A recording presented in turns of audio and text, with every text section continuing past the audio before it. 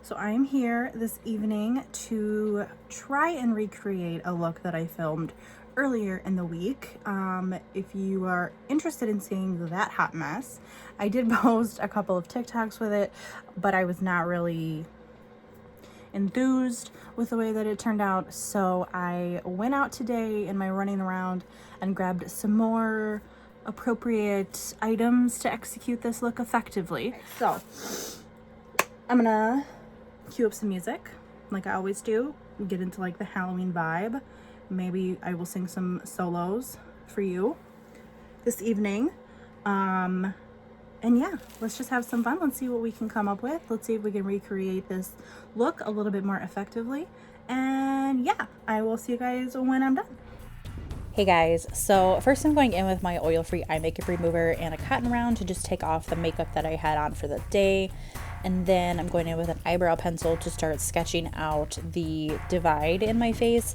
I liked using the eyebrow pencil because it's a lighter brown and it was much easier to remove than using like an eyeliner or cream paint, so you can get the desired shape that you are looking for.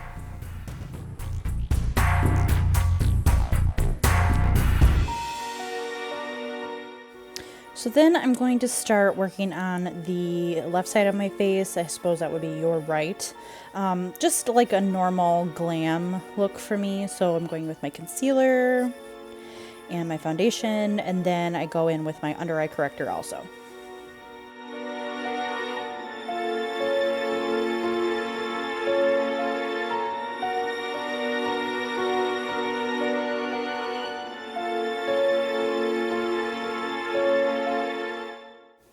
Anyone good at reading lips?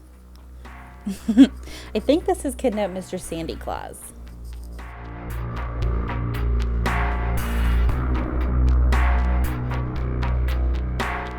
Then using this palette from Amazon and going in with an orange shade, I'm going to pack this all over my lid.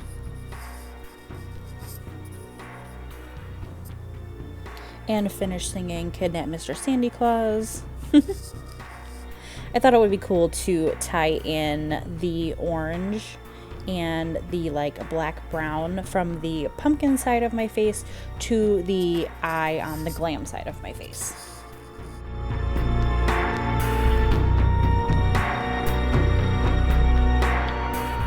And then I'm going in with Biscotti from my Mary Kay palette and blending that from the crease up to the brow just to kind of soften everything and blend it together nicely. And winging out my liner with the Mary Kay liquid eyeliner pen. Life hack! If you take the oil-free eye makeup remover and a Q-tip, you can clean up the underside of your winged liner and really make it look sharp and perfect. Then I'm going to smoke out my lower lash line, apply some mascara and some false lashes, but just one to this glam side.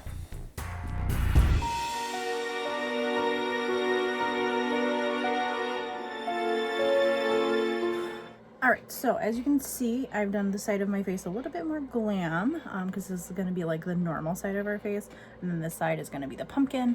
I am going to go down onto my neck, but I wore a higher neckline shirt than I did the first time, because the first time I did this, I wore like a lower cut shirt, and then I had to like paint my whole chest. So unless you are up for painting your whole entire body, basically, well, not your whole entire body, but if you're up to painting like half of your chest orange, be my guest, but I am not going to. So I would recommend wearing a higher necklined top. That way you only have to paint down below the neckline. But now we're gonna get into it. All right, so taking some orange cream paint and a blending sponge. Oh, wait. First, we're gonna do the time warp.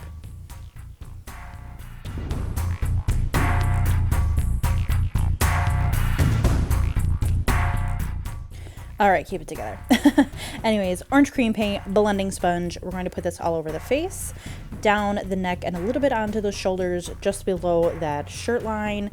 And then I remembered that I wanted to black out my brows. So the best way to do this is with the purple washable school glue. You're going to take that and a brow brush. You start to apply the glue in the direction your brow hairs are going, and then you push it up with the brow brush, apply another layer in that upwards direction with the glue, and then really push them down with the brow brush again. and then set it all with translucent powder.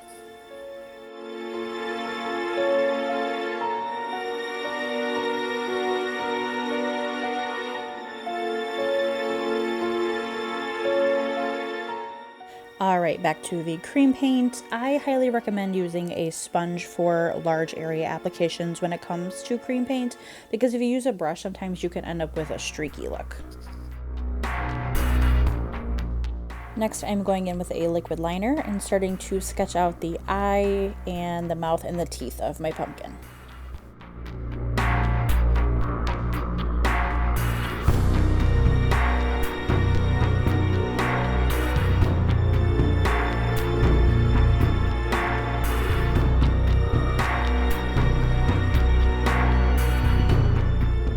And then once it's sketched out, I fill everything in with black cream paint.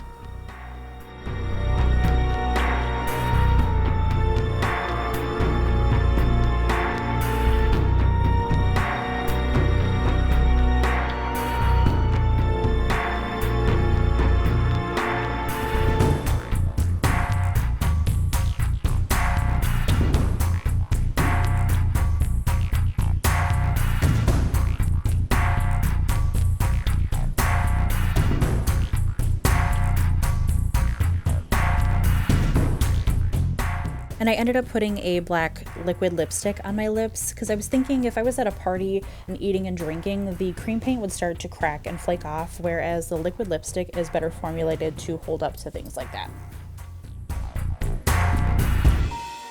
Next, I'm going in with Onyx for my Mary Kay palette and an angled brush, and I'm going to start sketching out the, I guess they're called stripes or seams or something that pumpkins have down my face.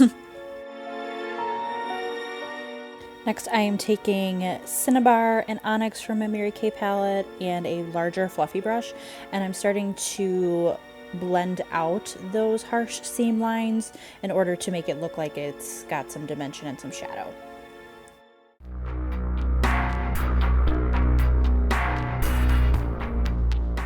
And then I'm taking the same orange that we used on our Glam side and running that over the black to add just a different shade of orange, because pumpkins aren't all one shade of orange. And this will also help tie the pumpkin side into our Glam side. And then I had outlined my eye in white cream paint and I hated it, so I took some black eyeshadow and just shaded it in and made it look blown out. And then I took the same black shadow and started to create shadow underneath the Glam side. I don't know who sniffed. That wasn't me. That was really weird. This is future editing Amanda coming at you to tell you that my iPad died while I was filming this, so I no longer had music and decided to entertain myself by doing a voiceover in the moment. You have been warned. Okay, so obviously we have the pumpkin side of my face happening. I did some like shading, shadowing situation. And now we're going to play with the scar wax. I've never used scar wax before, so we are about to learn together. Read all instructions prior to use. On it. Protect hair, costume, clothing, and home furnishings.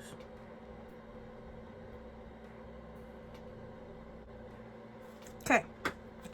Make it into a snake. I watch a lot of Glam and Gore, and she says she hates scar wax and she uses Vaseline to help like make it manageable, and I can definitely see how that would be helpful. So I have my little snake. I'm going to put him on my face, not in my hair or on my home furnishings. And oh, look at that. Oh, okay, this is like a pain, yes, but 10 out of 10 would recommend over latex. I'm going to put the rest of this on my face. I need to moisten my fingers again though.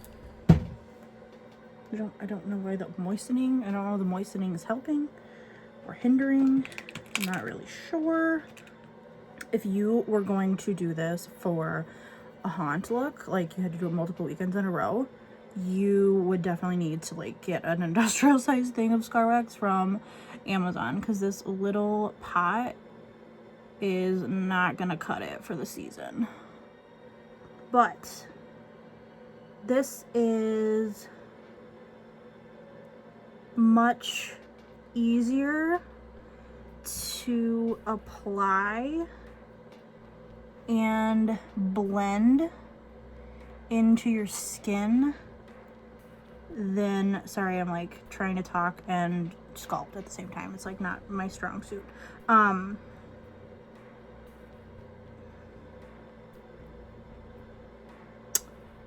Pause. I don't even remember what I was saying. Like, I really don't even remember what I was saying. Oh, it's much more user friendly and easier to blend into your skin than latex and cotton. That is what I was trying to say. So yes, if you're new to the world, definitely give Scar Wax a shot. I think that it is really easy to use. The thing that I am noticing though is you have to have enough like surface area for it to like stick. Like right there by my nose, it's like not really sticking very well because like I can't stick it to my eyeball. And like anywhere that the makeup is getting like pulled up, I am gonna put blood on it, so like it's not a huge deal. That looks absolutely disgusting, and I love it. My eyelash is touching my Scar Wax, and it is literally the weirdest feeling ever. So I have a good portion left, I suppose. I used about half of it, so I suppose you could get like 2 wears out of your Scar Wax if you just bought it from like the Halloween store or whatever. My only gripe is you definitely need surface area to spread. Like right here, I can't spread this anymore because that's my eyeball. Like I can't spread you in my eyeball, my friend. All right, now I'm going to go in with some brown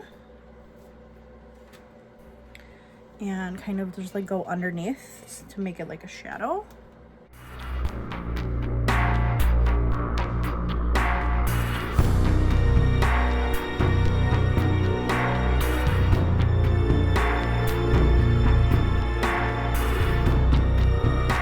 Now we're going to powder it.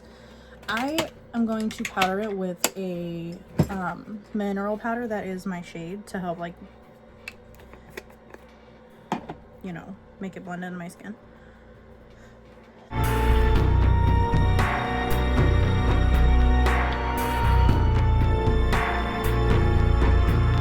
Yes, I love it. Oh my god. I love it so much. I'm gonna put some blood on it. And I think we're done. Blood. Anybody remember that vine? Was that a vine? Something. It was something where the little boob was like, blood. Blood.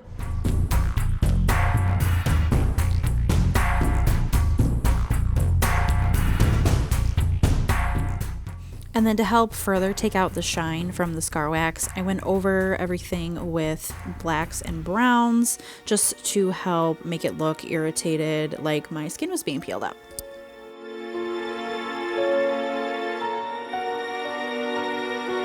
Make sure that you are using matte eyeshadow shades though. You don't, I mean, I suppose you could, but we are not vampires and our skin is not sparkly. Unless that's what you're going for, then be my guest, but that's not what we're going for here. Do I want some drippy blood? Do we want some drippy blood? We almost had drippy blood all over our shirt.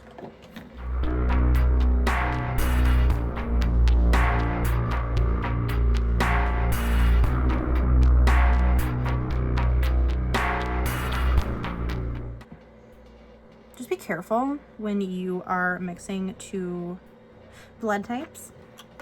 Just be careful when you're mixing 2 different consistencies of blood. Do you see how like my scab blood is darker than the drippy blood? Scab blood is supposed to look like scabs, so it is darker and like coagulated, whereas that drippy blood, like that stage blood, is supposed to be like fresh. All right, guys, well, that is it for this look. I hope that you enjoyed it. I really enjoyed recreating this look and making it look way cooler. I put my black contact in over here, but if you want to just shut your eye and your mouth, that looks pretty cool. Or if you had a sclera contact and that would black out your whole eye, then you wouldn't have to like walk around with your eyes shut all night. That would be totally awesome too. But interpret this however you want. Like I said, it is makeup and you can do whatever you want, however you want, whenever you want.